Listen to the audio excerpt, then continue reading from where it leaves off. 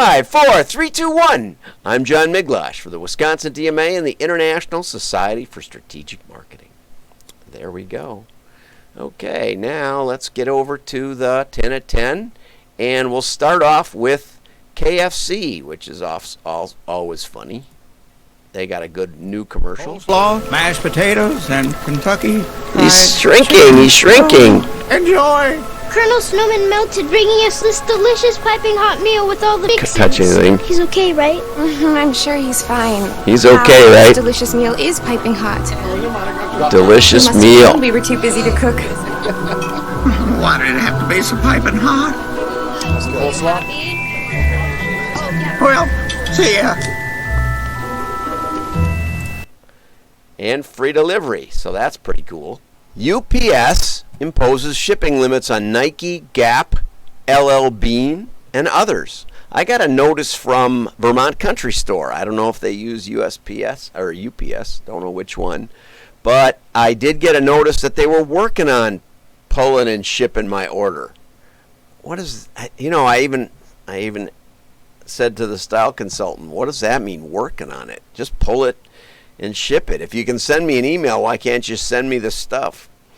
But apparently they can't because I don't know about Vermont Country Store. We'll see.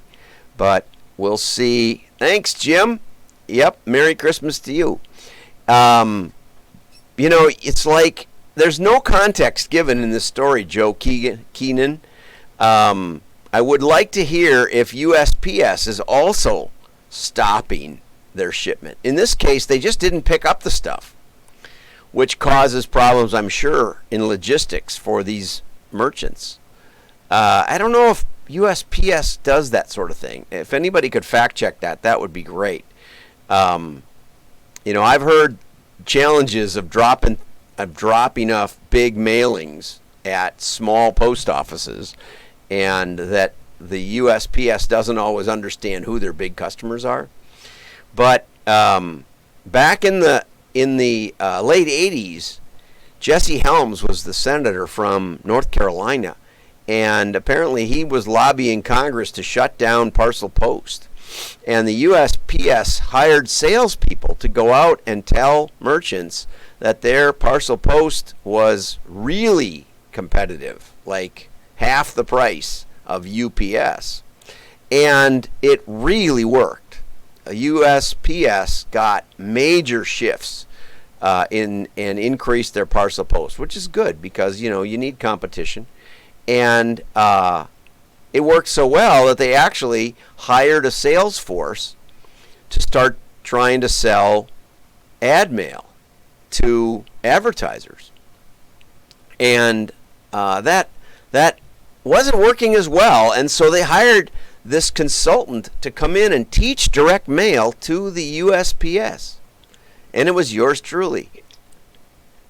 I remember one guy coming up to me in the break and saying, why would anybody do direct mail when you could, for $1,000 $1,000 or $50 $500 $1,000, when you could do advertising for $20 $1,000. And so then I had to explain to the USPS why direct mail made sense.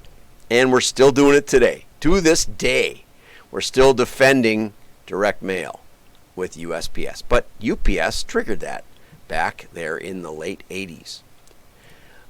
Which brings up another article. Andrew Gaffney in DemandGenReport.com did a podcast, Combating Digital Fatigue with Tactile Marketing. I'm guessing, since I've heard it twice now in the last week, that the new name for junk mail is Tactile Marketing.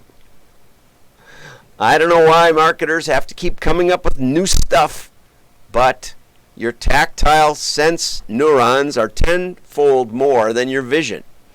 And so there are good reasons for that. So anyway, this guy did a webinar, and he said, I know everybody's inboxes are flooded. The problem I have is that I sign up for them, and then I don't go to them. Have you ever done that? I bet you have.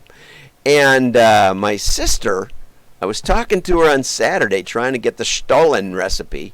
She said go to Aldi. She's in print sales. And my sister said, I got to go right away because I'm on a Zoom call and they sent dinner, so I have to be there. Okay, get it? They connected the virtual world and the physical world by sending something.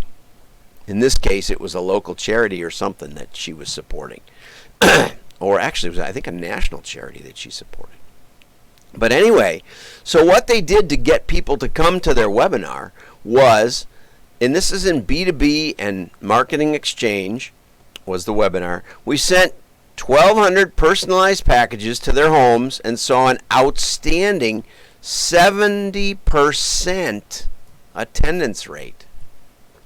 How about that for wild, right? Plus, our attendees raved about the kits, sharing pictures online and engaging with us. How about that? Ho, ho, ho, ho! Merry Christmas. The budget, so he's got this podcast. I will post this article so you can get the link to the podcast up at WDMA.org. See below WDMA, Wisconsin DMA. And so you can listen to his podcast. And to access the show notes, all you have to do is subscribe to the WDMA.org, which right now we're just getting email. We need to get the physical address because we want to do some mailings. And all of the software I use to capture information on people doesn't include that. So, but we can fix that. I'm sure there's a way. But at least subscribe. And if you want to support WDMA, which supports your mail and your USPS, if you're in both of those, then I hope you'll join. You should join. You should get involved. If we work together, we can ride this wave of mail. Okay.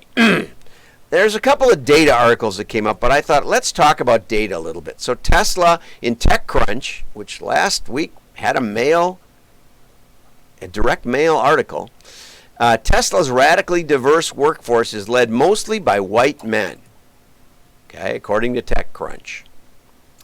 And Kristen wrote this article, and she said 60% of its workforce is non-white. 60% of the workforce is non-white. So we're just going to analyze the data here. This is the way a data analyst thinks. So we're going to give you a little insight into the mind of a data analyst. Okay? And the vast majority of its workforce is male at 80%. 83%, I'm just rounding up. 83% when looking at leadership positions, 59% of the leadership positions are held by white people. 59%. Okay, 59% white. Got it? 59% white.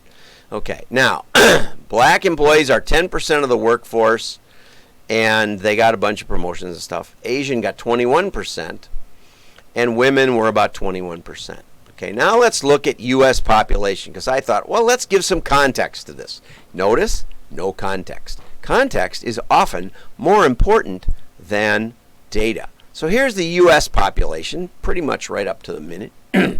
And the U.S. population is 62% white. So right off the bat, Tesla is underrepresenting white Americans. And they have plants in New York and California and one other state. So, it's not fair to take California per se. I thought the Hispanics were very underrepresented. The blacks, seems to me, let's go back to the black percent. Black percent are 10%. So it's not that far underrepresented, and they've made a lot of progress. It was 4%. So there was a 60% increase. 12% of its new hires are black. Then I got to thinking, okay, this is good context, U.S. population, and this is almost equally split, men and women, in the white population at least. I had a graph that was a little more complicated. But there you go, right? Now, then I thought, well, what about engineering school? And the advantage of this graph, it isn't in percents, but the blue graph, which is the men, adds up to almost exactly 100. So it was easy. So 85% of the engineering graduates this previous May, 85 of those graduates were white men. And it divvies up just about exactly to 100 men. Okay? 10% were Hispanic, or 10 were Hispanic, but it's about 10%. Only 3 were black.